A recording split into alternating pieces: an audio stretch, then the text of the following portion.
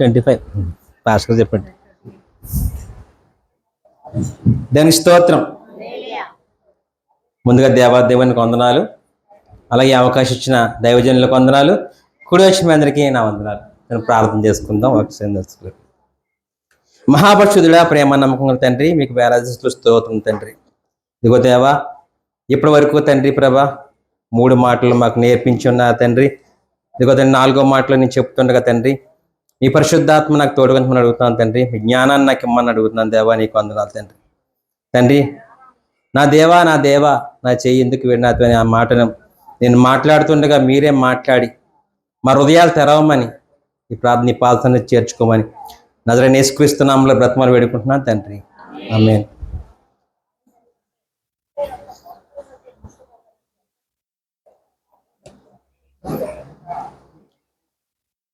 దేవుని స్తోత్రం.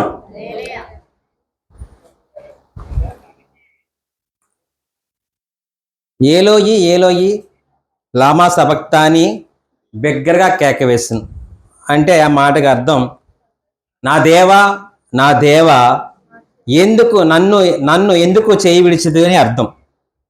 నిజంగా ఈ మాటకి బైబిల్ పరిశోధనలో ప్రతి విషయాన్ని మనం పరిశోధన చేస్తూ చదివితేనే కానీ ఈ మాటలకి మనకి పూర్తిగా అర్థం తెలియదు, అవగాహన తెలియదు. ఎందుకంటే ప్రతి విషయాన్ని మనం పాయింట్అవుట్ చేస్తూ స్టడీ చేస్తూ ఉండాలి. అలా చేసినప్పుడే మనకి పరిశుద్ధ గ్రంథంలో లోతైన మర్మం ఏంటో మనకి తెలుస్తుంది. ఒకసారి పరిశుద్ధ గ్రంథం నుంచి మార్కు సువార్త, అందరూ కూడా మజ్జిగ తాగారు. నిజంగా ఈ టైంకి ప్రభువారు దాహం అడిగితే చిరకనిచ్చారు, చేదిచ్చారు. కానీ అందరికి మజ్జిగ ఇచ్చారు కాబట్టి దేవుని వాక్యంపై అందరికి శ్రద్ధ పెట్టి ఎటు చూడకుండా జాషువా చెప్పినట్టుగానే వాక్యం మీద శ్రద్ధ పెట్టాలి. ఎందుకంటే ఈ మాటలు అస్తమానం మనం మాట్లాడుకోం. ప్రభువారి మనకి 7 మాటలు సప్త అవన్నీ కూడా మనం ఈరోజు మనం నేర్చుకోవాలి. అవి నేర్చుకున్నట్టు మాదిరిగా మనందరం బ్రతకాలి. ప్రతి ఒక్కరు కూడా వాక్యమే శ్రద్ధ పెట్టాలి. మార్కు సువార్త 15వ అధ్యాయం 33వ వచనం చూద్దాం ఒకసారి. మధ్యాహ్నం మొదలుకొని 3 గంటల వరకు ఆ దేశమంతటిను చీకటి కమ్మెను. అలాగే మత్తయి సువార్త 27వ అధ్యాయం 45వ వచనం కూడా చూద్దాం. మధ్యాహ్నం మొదలుకొని 3 గంటల వరకు ఆ దేశమంతటిను. ఇక్కడ గమనించినట్లయితే ఇక 2 పుస్తకాల్లో కూడా ఈ మాట మనకి ఏమని కనిపిస్తుందండి? చీకటి కమ్మెను అనే మాట మన అందరికి కనిపిస్తుంది. ఏ సమయంలో చీకటి కమ్మిందంటండి? మధ్యాహ్నం 3 గంటలకి చీకటి కమ్మిందని. మొదట 4 మాటలు ఇంచుమించు ఏ సందర్భం జరిగినాయండి? 3 గంటల సమయంలోనే మొదటి 3 మాటలు జరిగినాయి, 4 మాట కూడా. మరి చీకటి కమ్మిందనే మాట ప్రవచనం నెరవేరిందనే విషయం మనం తెలుసుకోవాలి. ఏంటండి ప్రవచనం? పాత నిబంధనలో ప్రవచనం మనకి ఇక కొత్త నిబంధనలో నెరవేరిందంటే మరి అప్పుడు అసలు ఎప్పుడు ఈ ప్రవచనం ఉంది అనే సందర్భాన్ని కూడా మనం ఈరోజు చూద్దాం. ఆమోసు గ్రంథం, పాత నిబంధన తీసుకుంటే ఆమోసు గ్రంథం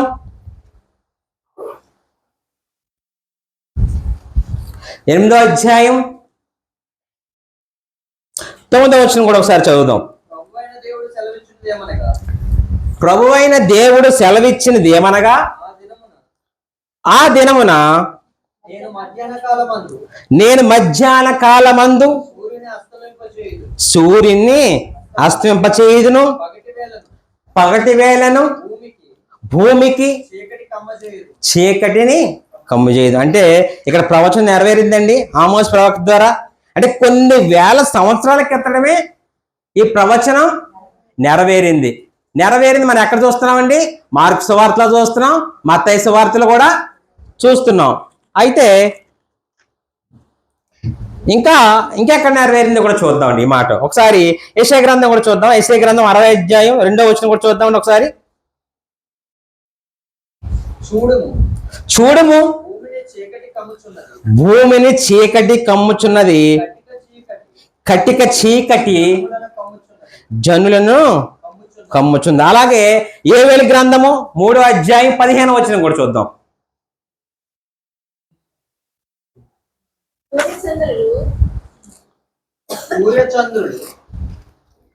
సూర్యచంద్రులు తేజోహీనులైరి, నక్షత్రముల కాంతి తప్పిపోయేను. అంటే ఇక్కడ కూడా ప్రవచనం నెరవేరిందండి. మరి యేసుక్రీస్తుని సిలువ వేస్తున్నప్పుడు అక్కడ అంతమంది ఉన్నారండి. మనకులాగా ఆయన తెలుసుకున్నవారు ఉన్నారు, తెలుసుకోలేని వారు ఉన్నారు, శాస్త్రులు ఉన్నారు, జ్ఞానులు ఉన్నారు, పరిచయం. అంతమంది పాత నిబంధన మీద పట్టున్న వాళ్ళు ఎంతమంది ఉన్నారండి అక్కడ? లేరా? అప్పుడు కొత్త నిబంధన రాయబడిందా? రాయపడలేదు. కానీ అక్కడ పాత నిబంధన మీద పట్టు ఉన్నా సరే, వాళ్ళు ఆ పాత నిబంధన గ్రంథంలో ఈ ప్రవచనాలు చదివినా సరే యేసుక్రీస్తు వారిని ఈ మాట ఎందుకు అంటున్నాడు అనే విషయాన్ని గమనించుకోలేకపోయారు. చాలా శ్రద్ధగా ఆలకించాలి. ఇక్కడ పాత నిబంధనలో రాసిన ప్రవచనాలు అందరికీ కూడా తెలుసునున్నవారు, అక్కడ అక్కడ బైబిల్ ప్రకటించే వారు ఉన్నా సరే, ఆ మాటలు తెలుసుకున్న వారు ఉన్నా సరే, అక్కడ యేసుక్రీస్తు వారు మాట్లాడుతున్న మాట నాకు మట్టికాలు ఇంకా తెలుసుకోలేకపోయారు. ఇప్పుడు నేటి క్రైస్తవ సమాజంలో కూడా వాక్యాన్ని తెలుసుకుని కూడా ప్రభువుని మనసుని ఎరగలేకపోతున్నాం మనం ఇప్పుడు కూడా. ఆనాటి ప్రజలు ఎలాగున్నప్పుడు శాస్త్రులు అందరు పరిచర్లు యూదులు అందరూ ఉన్నారు కదండి. వాక్యాన్ని తెలుసుకున్న వారు అందరూ బోధించేవారు ఉన్నా కూడా ఆ బోధించేవారు కూడా అప్పుడు కూడా తెలుసుకోలేకపోయారు. ఇప్పుడు బోధించి విన్నవారు కూడా యేసుక్రీస్తుని ఇంకా తెలుసుకోకుండా నిర్భాగ్యం చీకట్లోనే బ్రతుకుతున్నారు.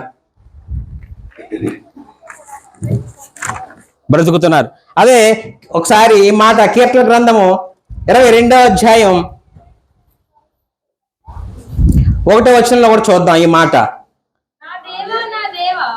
నా దేవా నా దేవా నీవు నన్ను ఎలా విన్నాడితివి, నన్ను రక్షింపక నా ఆర్తధ్వని వినక నువ్వు ఎలా దూరంగా ఉన్నావు. అంటే మధ్యాహ్నం 3 గంటలు, ఇప్పుడు సుమారుగా ఎంత అవుతుందండి? 1:02 అవుతుంది.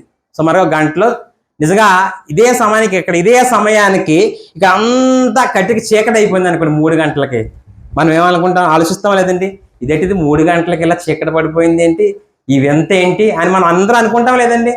కంపల్సరిగా ఇదేంటి 3 గంటలకి ఎండ మంచి ఉడుకొచ్చి వేసవకాలం ఇలాంటి టైంలో ఇది అంతా చీకటికి అయిపోయింది ఏంటి అని మనం అందరూ ఆలోచిస్తాం లేదండి. ఆ సమయంలో ఆనాటి ప్రజలు ఆలోచించారండి. వాళ్ళకి తెలుసు పాత నిబంధనలో ఆయన గ్రంథంలో అందరూ కూడా ఈ ప్రవచనాలు చదివిన వారే, ఈ మాటలు అన్నీ కూడా ప్రవచించబడినవి కూడా తెలిసినా సరే వాళ్ళలో ఆలోచించే గుణం లేదు. ఇప్పుడు మన క్రైస్తవ్యం కూడా అలాగే ఉంది ప్రేమైన దేవుని సంగమా. ఎందుకంటే కొందరే ఆయన ఎందు భయభక్తులు కలిగి ఉన్నారు అన్నాడు, చాలా మంది ఆయన ఎందు భయభక్తులు లేకుండా ఉన్నారు. కొందరు ఆయన అర్థం చేసుకున్నారు, కొందరు అర్థం చేసుకోలేరు. అలాంటి సమయమున ఆయన మాట్లాడుతున్నారు. ఇంచుమించు 3 సమయం బిగ్గరగా ఎందుకు కేక వేస్తున్నారు? ప్రవచనం ఒకసారి చూద్దాం. ప్రవచనం నెరవేర్చడానికి అక్కడ రాయబడింది. మార్కు సువార్త 15వ అధ్యాయం 34వ వచనం చూడండి ఒకసారి. 3 గంటలకు యేసు ఏలోయి ఏలోయి లాభా సబక్తాని బిగ్గరగా కేక వేసెను. ఆ మాటకు నా దేవా నా దేవా నన్ను ఎందుకు చెయ్యి విడిచిదవని అర్థం. అక్కడ అనుకుంటున్నారంటండి. ఒకసారి 15వ అధ్యాయం 35-36 వచ్చిన కూడా సార్ చూద్దామండి. అది కూడా మంచి సందర్భం మనం చూడాలి. సార్ 35 చదవమ్మా. అక్కడ ఉన్నారంటండి యేసుప్రభువుని ఇలాగా ఈ మాట అన్నారు కంటే బిగ్గరగా అంటే ఏంటండి, గట్టిగా ఎందుకన్నాడంటే వాళ్ళందరికీ వినిపించాలని. గట్టిగా ఎందుకన్నాడండి? బిగ్గర అంటే ఏంటండి? గట్టిగా వాళ్ళందరికీ వినిపించాలని. అంటే వాళ్ళందరికీ వినిపిస్తుంటే వాళ్ళు అంటున్నారంటే కొంతమంది ఈ మాట విని చదువునన్నారు. దగ్గర నిల్చున్న వారిలో కొందరు ఆ మాటలు విని అదిగో, వాళ్ళకి ఎంత దౌర్భాగ్య స్థితిలో ఉన్నారంటే వాళ్ళండి ఏమనుకుంటారు, ఏలియా అని పిలుస్తున్నారని అనుకుంటారు. ఆ మాటకి అర్థం తెలియక ఏలియా వచ్చి ఆయన కాపాడుతారేమో, ఆయన దించుతారేమో అని అలా అనుకుంటారు. 36 వచనం కూడా చదువునా. ఒకడు పరిగెత్తుకుని పోయి ఒక స్పంజి చిరకలో ఉంచి తగిలించి ఆయనకి త్రాగనిచ్చి త్రాగుడి. చూసారండి, ఏలియా ఈయన దింపవచ్చునేమో అని అనుకుంటారు. ఏ మాటకండి అర్థం? ఏ మాటకండి? ఏలోయి ఏలోయి లామా సబక్త అంటే ఏలియా వచ్చి దింపుతారన్న దౌర్భాగ్య స్థితిలో వాళ్ళు అప్పుడు ఉన్నారు. నిజంగా ప్రవచనం చదువుకున్న వారు పక్కన ఉన్నారు, అన్ని తెలిసిన వారు ఉన్నారు, తెలిసిన వారు ఉండి ఎంత దౌర్భాగ్య స్థితిలో ఉన్నారంటే అప్పుడు క్రీస్తుని తెలుసుకున్న దౌర్భాగ్య స్థితిలో ఉన్నారు. ఇప్పుడు కూడా అదే స్థితిలో ఉన్నారని నేను అనుకుంటున్నాను. చాలా మంది క్రీస్తు యొద్దకు వస్తున్నారు కానీ క్రీస్తు మనసుని తెలుసుకోకుండానే చాలా మంది ఉంటున్నారు. ప్రియమైన దేవుని సమయం ఇంకా వాళ్ళలో ఏంటంటే కోరత్వం పోలేదండి, ఇంకా వాళ్ళలో మనోనేత్రాలు తెరవబడలేదండి, ఇంకా వాళ్ళకి అర్థం కాలేదు, దైవ జ్ఞానం వాళ్ళకి అర్థం కాలేదు, ఇంకా వాళ్ళలో దైవశక్తి ఎవరికి కూడా అర్థం కాలేదు. ప్రియమైన దేవుని ఆయన ఏం మాట్లాడుచున్నాడో అర్థం కాని పరిస్థితిలో వాళ్ళు ఉన్నారు. ఏలియా అంటున్నాడు ఏలియా వచ్చి దింపుతాడు అని ఎంత మూర్ఖత్వంగా ఉన్నారంటే ఒక్కసారి మనం అందరం కూడా ఆలోచించాలి ప్రియమైన దేవుని సంగమా. ఎందుకంటే కనీసం ఎందుకు చీకటి కమ్మింది మనం అడుగుతాం కదండి. ఈ టైంలో చీకటి పడిపోయిందంటే ఏంటి చీకటి 3 గంటల చీకటి పడిపోయింది అని మనం ఒక కనీస జ్ఞానంతో అడుగుతాం లేదండి. వాళ్ళకి అటువంటి కనీస జ్ఞానం కూడా లేకుండా ఉన్నారు. ఈయన వెనక ఎవరున్నారు, అసలు ఈయన సామాన్యుడా కాదా, అసలు దేవాలయం తెర ఎందుకు చిరిగిపోయింది, ఈ టైంలో ఎందుకు చీకటి పడిపోయింది అని కనీస జ్ఞానం లేకుండా కూడా ఆ రోజు ప్రజలు అక్కడ ఉన్నారు. ప్రియమైన దేవుని సంగమా, ఈ నిజంగానే దైవ కుమారుడా, ఈ నిజంగా కలిగి ఉన్నది ఈయన లేకుండా కలగకుండా ఉండలేదా, లేదా ఒక్కడికి కూడా ఆలోచన లేదు. అలాంటి సందర్భంలో యేసుప్రభు గారు మాట్లాడుచున్నారు, నా దేవా నా దేవా ఎందుకు చెయ్య విడిచితివని ప్రశ్న. అంటే ప్రశ్న జవాబు ఉండదు, ప్రశ్నే జవాబు కాదండి, ప్రశ్న. ఈ 4వ మాటకు ఈ ప్రశ్న సమాధానం లభించిందా అంటే ఎస్ లభించిందండి. నా దేవా నా దేవా నా చెయ్యి ఎందుకు విడిచితే నన్ను అని అడిగితే ఆయన నా చెయ్యి ఎందుకు విడిచితే అని అడిగితే ప్రభువు అంటున్నాడు. ఒక్కసారి చూద్దాం. ఒక కుమారుడు తండ్రిని అడుగుతున్నాడు కన్నీటితో. ఏమంటున్నాడంటే తండ్రి నా చెయ్యి ఎందుకు విడిచావు, నా చెయ్యి ఎందుకు విడిచిపెట్టడానికి కారణం ఏమిటని అడుగుతున్నాడండి. ఆ కారణానికి ప్రజల్లో ఆ కారణం ఆలోచించడం లేదండి. ఎందుకంటే దీన్ని బట్టి ఇంకా ఆయన కించపరచాలని అనుకుంటున్నారు తప్ప, ఇంకా ఆయన్ని అవమానపరచాలని అనుకుంటున్నారు తప్ప, అది ఎంత మానసిక క్షోభ టైంలో ప్రభు అనుభవిస్తున్నారు అనేది ఆ టైంలో ఎవరు కూడా అర్థం చేసుకోలేకపోతున్నారండి. నిజంగా ఈ సందర్భం అబ్రహాము ఇస్సాకులో కూడా ఈ సందర్భం కనిపిస్తుందండి. అంటే ఇది కూడా ప్రభువారిని సిలువ వేసినప్పుడు ఈ మాటకి దీనికి 2 ఇంచుమించుగా ఒకే సందర్భంలో ఉంటాయండి. ఎందుకంటే ఒకసారి అబ్రహాం గారు మీ అందరికీ తెలిసిందండి, ఇస్సాకుని బలి తీసుకుంటారు, మీ అందరికీ తెలిసిందే కదా ఆ సందర్భం. ఒకసారి ఇస్సాకు అడుగుతున్నాడు ఎవరిని, అబ్రహాం గారు, నాన్న బలి ఇవ్వడానికి నన్ను తీసుకెళ్తున్నావు, గొర్రె పెళ్ళేది నాన్న అని అడుగుతున్నాడు. ఏమంటున్నాడండి, బలి ఇవ్వడానికి నన్ను తీసుకెళ్తున్నావు నాన్న, గొర్రె పెళ్ళేది నాన్న అని అడుగుతున్నా. గొర్రె పెళ్ళేది నాన్న అడుగుతుంటే అబ్రహాం నోటి నుంచి ఏం సమాధానం రాలేదండి. ఏమొచ్చిందంటే సమాధానం, యెహోవా ఇలాంటి దేవుడే చూసుకుంటాడు అని మంచి సమాధానం దేవుడు ఇచ్చాడు. అదే అబ్రహాం నీ కొడుకుని వెనక్కి తెచ్చుకో అని ఆయన స్వరం వినిపించగానే ఏమైందండి, సేమ్ అదే పర్వతం. ఏ పర్వతం అండి అది? మోరియా పర్వతం. మీ అందరికి తెలుసు కదా, తెలీదా? ఏ పర్వతం మీదండి ఇస్సాకుని బలి తీసుకెళ్ళింది? మోరియా పర్వతం. సేమ్ అదే పర్వతం. ఏ పర్వతం మీద అయితే యేసు ప్రభువుని సిలువేస్తున్నారో అదే పర్వతం మీద అబ్రహాం కుమారుడు ఇస్సాకుని బలి అవ్వడానికి తీసుకెళ్ళాడు. అదే మోరియా పర్వతం, అదే కల్వరి కొండ. ఈ విషయాన్ని మనం గ్రహించాలి. ఈ 2 సందర్భాలు కూడా ఒకటే. ఎందుకంటే అక్కడే మోరియా పట్టణం కట్టబడింది, అక్కడే గొర్రెపిల్ల బలియాగం జరిగిందో అక్కడే యేసుప్రభు బలియాగం జరిగింది. అబ్రహాం కుమారుడిని కాళ్ళు చేతులు కట్టి బలికి సిద్ధపరిచినప్పుడు అబ్రహాం తండ్రి ఎంత బాధపడి ఉంటాడండి నిజంగా మనసులో. కానీ దేవుని మాట తిరస్కరించకూడదు. కానీ బలికి పెట్టినప్పుడు తండ్రి అప్పుడు ఎంత బాధపడి ఉంటాడో పరలోకం ముందున్న తండ్రి కూడా అంతే బాధపడ్డాడండి. ఎందుకంటే కుమారుడు అడుగుతున్నాడు, నాన్న నా చెయ్యి ఎందుకు విడిచిపెట్టావు అని కుమారుడు అడుగుతున్నాడు. నాన్న నేను ఏం తప్పు చేశాను, ఎందుకు ఇంత బాధ అనుభవించి నిన్ను అవమానాలు ఎందుకు నేను భరిస్తున్నాను, నా చెయ్యి ఎందుకు విడిచిపెట్టావు తండ్రి. నా దేవా పరిశుద్ధుడైన నేను, పవిత్రుడైన నేను, నిష్కలంకమైన నేను, నిర్దోషమైన నేను, యథార్థమైన నేను, ఏ పాపము ఈ భూమి మీద చేయకుండా ఉన్న పరిశుద్ధుడిని నేను, ఏ పాపం చేయకుండా ఈ భూమి మీద బ్రతికిన మొట్టమొదటి వ్యక్తిని నేను, నా చెయ్యి ఎందుకు విడిచిపెట్టావు తండ్రి అని తండ్రిని ప్రశ్నిస్తున్నాడు దేవుడు. ఆ ప్రశ్నకు దేవుడు ఇచ్చిన సమాధానం వాళ్ళకి అర్థమై ఉంటే నిజంగా వాళ్ళ గుండె పగిలేలా ఏడ్చేవారు ఆ సమయంలో. వాళ్ళకి అర్థం అవ్వలేదు కాబట్టి, అంత మూర్ఖంగా ఉన్నారు కాబట్టి నిజంగా ఈ ప్రశ్నలకు అన్నీ వాళ్ళకి అర్థమై ఉంటే గుండె పగిలేలా ఏడ్చేవారు. ప్రియమైన దేవుని సంగమా, మనం కూడా ఆయన మాటలను అర్థం చేసుకుని ఉంటే ఆయన ఎదురు గుండె పగిలేలాగా ఏడుస్తామండి. ఆయన మాటలను అర్థం చేసుకోవట్లేదు, పై పైన వింటున్నాం కాబట్టి మనం యథావిధిగా ఈ లోకంలో కలిసిపోతాం, యథావిధిగా పాపం చేసేస్తున్నాం. ఆయన నిజంగా ఆయన మాటలను అర్థం చేసుకుని ఉంటే గుండె పగిలేలాగా ఏడుస్తామండి ప్రతిరోజు. ఇప్పుడు ఆయన యొద్ద నుండి ఇలా ఎంతమంది అంటున్నారండి నేటి క్రైస్తవ సమాజంలో. ఈరోజు ఉన్న క్రైస్తవ్యానికి ఎవరికి కూడా అర్థం కావట్లేదండి. ప్రభు మన కోసం ఇంత బలియాగం చేశాడంటే, తండ్రి తన కుమారుని చేయి వదిలేశాడు, ఎవరి కోసం వదిలేశాడని ఎవరైనా ఆలోచిస్తున్నారండి విషయాన్ని? ఎవరు ఆలోచించలేదు ప్రియమైన దేవుని సంగమా. ఎందుకంటే అర్థమైతే ఆయన పాదాలు పట్టుకుని వదలం ఎవరు కూడా మనం వదులుతామండి?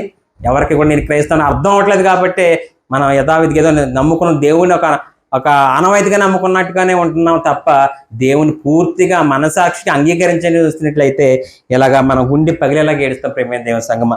అర్థమైతే ఆయన పని తప్ప వేరే ధ్యాస ఉండదండి మనకి. ఏంటండి?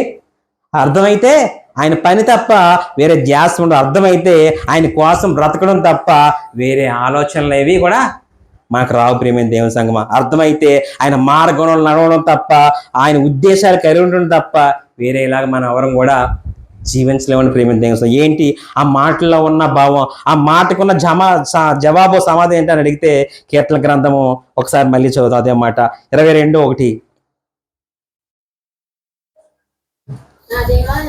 నా దేవా నా దేవా, నీవు నన్ను ఏల విన్నాడితివి, నన్ను రక్షింపక నా అర్థధ్వనిని వినక నీ వేళ దూరంగా ఉన్నావు.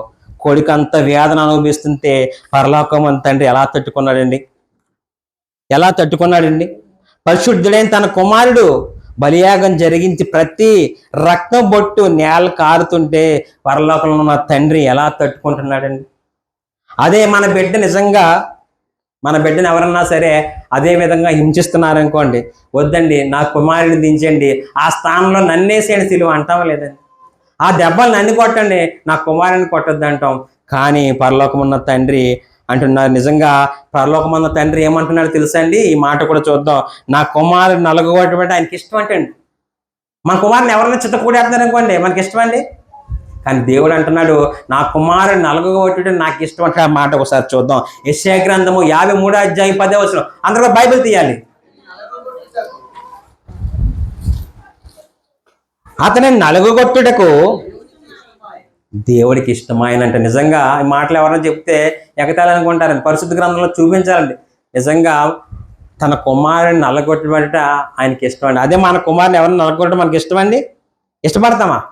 ఏదో దెబ్బలాడేస్తాం, లేదా అంతగా కాకపోతే ఆ దెబ్బలను అన్ని కొట్టండి అంటాం తప్ప ఇలాంటి ప్రేమ కరుణ దయ ఉన్న దేవుడు ఎవరి దగ్గర ఉన్నాడండి? అసలు ఎక్కడ ఉన్నాడండి?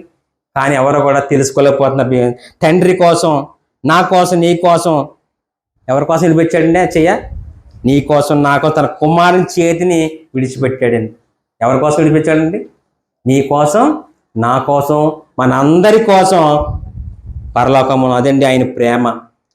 నా కన్నీటిని ఎందుకు పట్టించుకోవట్లేదు నాన్న? అలాంటి సమయం అడుగుతున్నా. తండ్రి సమాధానం ఎలాగ ఉంది? కుమారుడు అంటున్నాడు నా కన్నీటిని ఎందుకు పట్టించుకోవట్లేదు నాన్న అని అడుగుతుంటే తండ్రి సమాధానం ఒకసారి చూద్దాం. యోహాను సువార్త 3:16. దేవుడు లోకమును ఎంతో ప్రేమించాడు. ఏంటండి? దేవుడు లోకమును ఎంతో ప్రేమించాడండి. ఎంతో అంటే చూడండి, అసలు దానికి అంత ఉందండి. ఎంతో ప్రేమ అంటే లోకం అంటే నన్ను, నిన్ను, మనందరినీ దేవుడు ఎంతగానో ప్రేమిస్తున్నాడు. ఎంతగా ప్రేమించాడు ఈ లోకాన్ని అంటే నా కుమారుడు అయిన యేసు క్రీస్తు కంటే ఎక్కువగా ప్రేమించాడు. దీనికి స్తోత్రం, హల్లెలూయా. ఏంటంటే తన కుమారుడి కన్నా మనల్ని ఎక్కువగా ప్రేమిస్తాడండి. ఈ మాట తెలుసుకుంటే అసలు ఆయన పాదాల చెంత పెట్టి వదలగలమని, ఆయన వాక్యాన్ని వదలగలం, ఆయన మాటలు వదలగలం, ఆయన పని వదలగలమని మన అసలు ఇక్కడ ఏమంటున్నాడంటే నీ చెయ్యి పట్టుకోవడానికి నా కుమారుడైన క్రీస్తుని చెయ్యిను వదిలేశాను అంటున్నాడు. ఎవరు పట్టుకోవడానికేనండి? మనం పాపంలో పడిపోకుండా మన చేయి పట్టుకోవడానికి తన కుమారుడి చేయిని విడిచిపెట్టి, దట్ ఈజ్ అల్టిమేట్ ఆన్సర్ అండి. నిజంగా అలాంటి ఆన్సర్ ఇచ్చాడంటే ఆ దేవుడికి ఎంతగానో మనం ప్రతి క్షణం కూడా కృతజ్ఞతలు చెల్లించుకుంటూనే ఉండాలి. ప్రియమైన దేవుని సంగమా, నీ కుమారుడిని చెయ్యి ఎందుకు వదిలేస్తుందంటే అని అడిగితే, నా కుమారుడు ఎలాగో పరిశుద్ధుడు, ఆయన పరిశుద్ధుడే కదండి. నా కుమారుడు ఎలాగో పరిశుద్ధుడు, ఆయన పరలోకానికి వారసుడు. ఆ పరిశుద్ధుడు బలియాగం ద్వారా మీ అందరి పాపములు క్షమాపణ కలగాలని, మనందరి పాపములకు విమోచన కలగాలని మీరు ఇప్పటి వరకు అనుకుంటున్నారు మేకల రక్తం అందు, గొర్రెల రక్తం అందు శుద్ధీకరణ జరుగుతుంది అనుకుంటున్నారు. కాదండి, వాటి ద్వారా శుద్ధీకరణ లేదు, పాప విమోచన లేదు. ఇదిగో నా కుమారుడైన క్రీస్తు పరిశుద్ధ రక్తం ద్వారా తప్ప ఎవరి ద్వారా పాప విమోచన లేదు. మరి నిజంగా మన పాపాల విడుదల పొందుతామని ఆయన రక్తం దారిపోసారు. అంటే జగత్ పునాది వేయకబడకముందే ఈ నిర్ణయం చేయబడిందండి. మనందరికీ తన కుమారుని చేయి విడిచి పెడుతున్నాడు. ఒకసారి యోహాను సువార్త 3:16 ఒకసారి చివరిలో చదువుదాం ఒకసారి. ప్రతివాడు 3:16 అమ్మా, యోహాను సువార్త. దేవుడు లోకమును ఎంతో దేవుడు లోకం ఎంతో ప్రేమించును కాగా ఆయన తన అద్వితీయ కుమారుడిగా పుట్టిన వాని యందు విశ్వాసముంచు ప్రతివాడును నశింపక నిత్య జీవం పొందినట్లు ఆయన అనుగ్రహించు. నిజంగా అదే తండ్రి ఆశిస్తున్నాడు. కాగా ఆయన తన అద్వితీయుడైన కుమారునిగా పుట్టిన వాని యందు విశ్వాసం ఉంచు ప్రతివాడును నశింపక నిత్య జీవం పొందినట్లు ఆయన అనుగ్రహించాడంటే, నీ చేయి పట్టుకోవడానికి ఆయన చేయిని వదిలేశాడండి. ఎవరికి చేయి పట్టుకోవడానికండి? మన చేయి పట్టుకోవడానికి ఆయన చేయిని వదిలేసి. ఇది యేసుప్రభువు వారికి తెలుసు కదండి, సంగతి తెలీదా? యేసుప్రభువు గారికి తెలుసు. అక్కడ ఉన్న వారందరికీ కూడా అర్థం కాలని, ప్రవచనం నెరవేరాలని 22:1 నా దేవా నా చేయింది విడుదని అక్కడ కూడా ప్రవచనం నెరవేరాలని ఆ మాట రాయబడింది. ఇప్పటికీ ఎవరు కూడా ఆయన అర్థం చేసుకోవట్లేదండి. అర్థం చేసుకుంటున్నారండి? ఇప్పటికీ కూడా ఎన్ని వేల సంవత్సరాలు అయిపోతున్నా సరే ఇప్పటికీ కూడా ఆయన్ని అర్థం చేసుకోవట్లేదు. నీ చేయి పట్టుకోవడానికి నువ్వు తప్పుపోతున్నా, ఈ నరకానికి వెళ్ళిపోతున్నావని, అగాధంగా పడిపోతున్నావని, నిత్య నరకానికి వెళ్ళిపోతున్నా నన్ను రక్షించడానికి ఆయన చేయిని విడిచిపెట్టాడండి. మనం అగాధంలో పడిపోకూడదని, నిత్య నరకానికి వెళ్ళిపోకూడదని ఆయన చేయిని విడిపించి. ఒకసారి రోమియోలకు రాసిన పత్రిక 8వ అధ్యాయం 31-32 చూద్దాం ఒకసారి.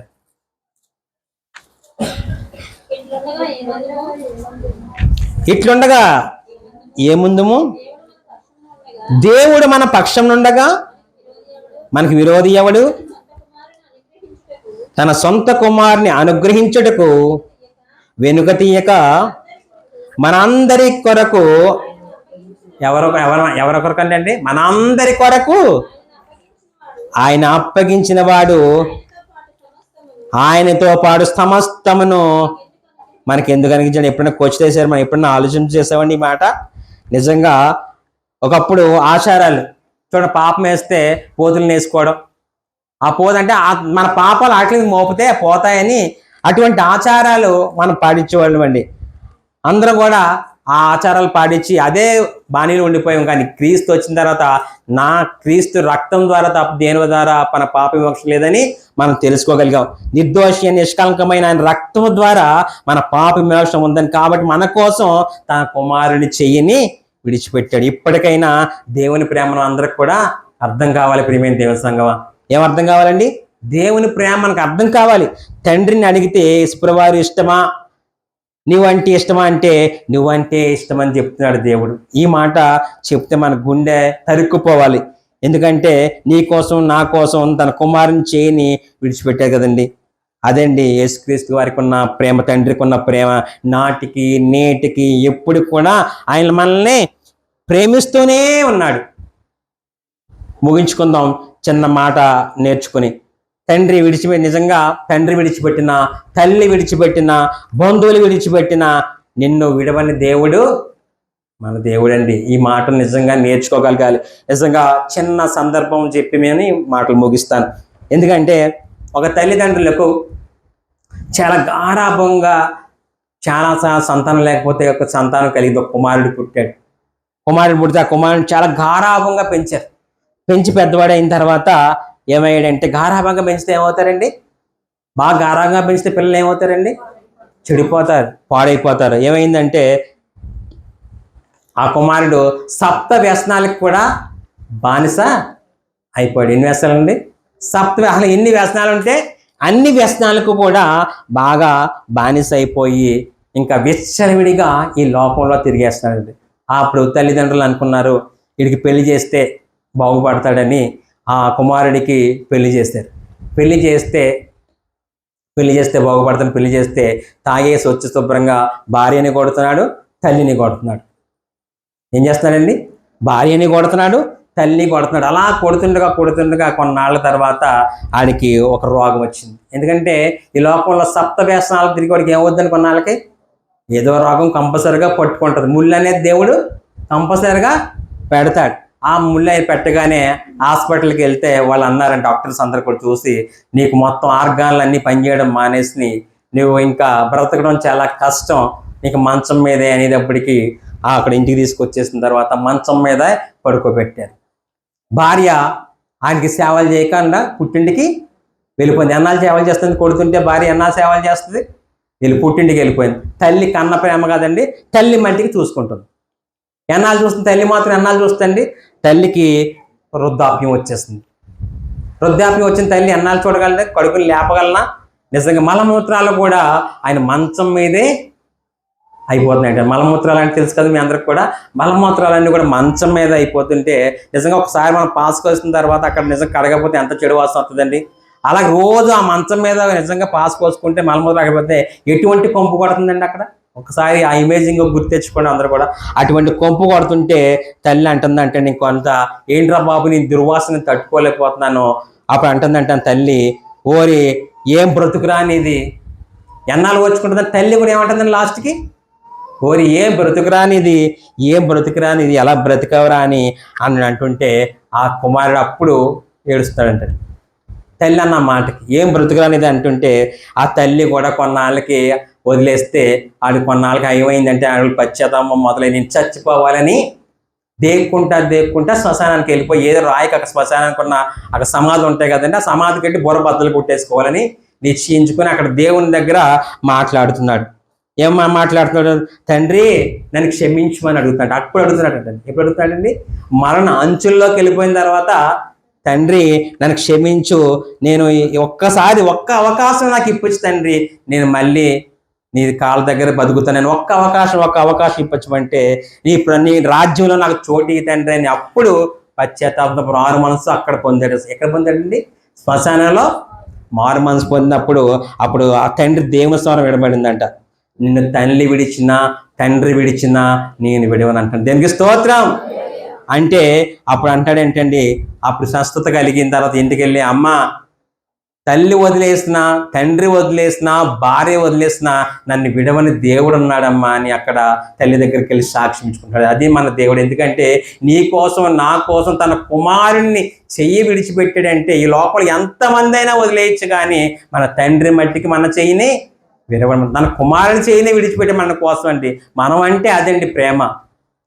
అటువంటి ప్రేమను మనం అందరం కూడా విడిచిపెట్టి ఈ లోకంలో తిరుగుతున్నామంటే ఒక్కసారి దేవుని ప్రేమ మనకి అర్థం చేసుకోవాలి ఈ వాక్యం ద్వారా. ఈ రోజు నుంచి కూడా ఆయన పాదాలు పట్టుకుని వదలకూడదని, ఆయన పనిలో మనం అందరం కూడా భాగస్వామ్యం అయిపోవాలి. ఆయన పనియే మన ధ్యాసగా, ఆయన వాక్యమే మన ధ్యాసగా, ఆయన మార్గమే మన ధ్యాసగా మనందరం కూడా బ్రతికితేనే తప్ప మనకు పరలోక ప్రవేశం లేదండి. ఎందుకంటే తన కుమారుడు చేయనే విడిచిపెట్టి మన కోసం అంతా తపనపడిపోతున్నాడంటే మనం ఎప్పుడైనా తండ్రి కోసం ఆలోచిస్తున్నామండి. అటువంటి రాజుని మనం దగ్గరకు పంపిస్తే ఆ నిర్లక్ష్యం చేసి బ్రతుకుతున్నాం అంటే రేపు పొద్దున్న నేను నిత్యనరకానికి వెళ్ళిపోకూడదని తండ్రి ఎంతగానో మన అందరినీ కూడా ప్రతి క్షణం కూడా తన కుమారుని చేయి విడిచిపెట్టేసి మన కోసం ఎదురు చూస్తానంటే ఎవరన్నా క్రీస్తుని తెలుసుకోగలుగుతున్నామండి. మరి నిజంగా ఇలాంటి మాటలు వింటుంటే నిజంగా గుండె తరుక్కుపోయింది నాకు చదివేటప్పుడు, నేర్చుకునేటప్పుడు. అవును తండ్రి, ఇన్నాళ్ళు నీ మా కోసం నీ కుమారుని చేయి విడిచిపెట్టావు, నిన్నైతే నీ లెక్క చేయకుండా ఈ భూమి తిరుగుతున్నామని నేను ఎంతో పశ్చాత్తాపడ్డా నీ వాక్యం నేర్చుకునేటప్పుడు. మీరందరూ కూడా ఇక నుంచి ఎప్పుడు కూడా ఆయన ధ్యాస కలిగి, ఆయన బైబిల్ కలిగి జీవితం ఉండి ఈ వాక్యం మీ హృదయాల్లో ఇంకా ఫలింపజేయాలని ప్రభుని అందరికీ తెలియజేసుకుంటున్నాను. ఈ అవకాశం దైవజనులకి నా హృదయపూర్వక వందనాలు తెలియజేసుకుంటున్నాను. దేవునికి స్తోత్రం. హల్లెలూయా.